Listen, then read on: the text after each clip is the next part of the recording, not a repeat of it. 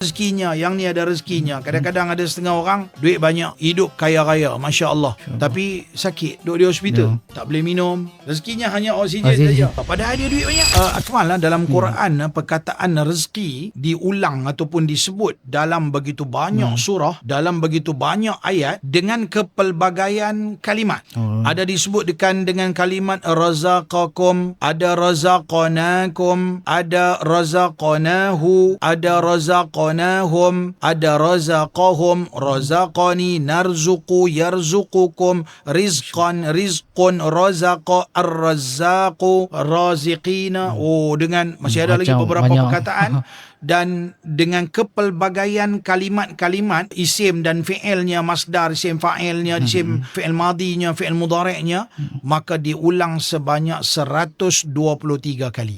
123 kali. 123 kali itu menggambarkan ada 123 ayat. Ini saya tak jumpa di mana-mana, tetapi saya sendiri tengok, buka balik, cek balik dalam kamus Al-Quran, dan kita cek tengok perkataan dia. Ada 123 ayat yang menceritakan tentang rezeki dengan kepelbagaian makna, menggambarkan Allah memberi rezeki, menggambarkan sesuatu kurniaan Allah dan sebagainya. Ini menunjukkan bahawa tajuk yang dipilih untuk kita bincang pada siri kali ini tak kurang pentingnya dalam kehidupan manusia. Sebab kita membincangkan benda yang Quran dah membincangkannya begitu banyak. Di dalam Al-Quran, dalam surah Hud, Allah Subhanahu wa taala berfirman, a'udzu billahi minasyaitonir rajim, wa ma min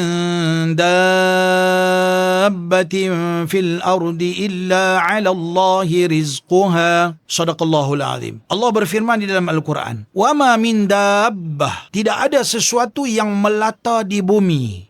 Tidak ada sesuatu yang melata di bumi. Maksudnya semua makhluk yang ada di permukaan bumi ini, illa 'ala Allahi rizquha, melainkan ke atas Allah rezekinya. Maksudnya Allah dah berikan jaminan rezeki. Masya. Walaupun ada burung terbang di udara, tapi dia kena turun juga. Burung ke apa ke semua haki-haki akan turun, dia akan turun juga. juga. Jadi semua yang berada, binatang, manusia, jin, segala makhluk Tuhan yang ada di permukaan bumi ini, semua ada rezekinya yang dijamin oleh Allah Subhanahu wa taala.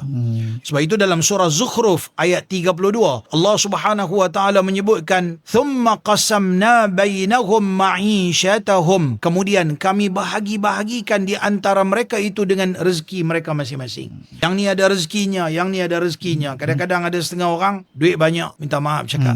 Ada orang duit banyak, hidup kaya-raya, Masya Allah, tapi sakit, duduk di hospital, tak boleh minum, duduk di hospital, duduk je tu. Kelentang.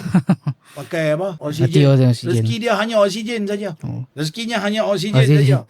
Air tak boleh minum, mungkin ada drip air macam tu, tapi tak ada makanan. Itu ya, padahal dia duit banyak. Sebab tu Allah Ta'ala bahagi-bahagikan. Ada ketikanya rezeki kita macam tu, ada ketika rezeki kita macam lain. Tetapi maha adilnya Allah, maha pemurah dan penyayangnya Allah, Allah berikan kepada kita, Allah jamin dengan rezeki dalam kehidupan kita. Setiap orang telah pun dijaminkan rezekinya.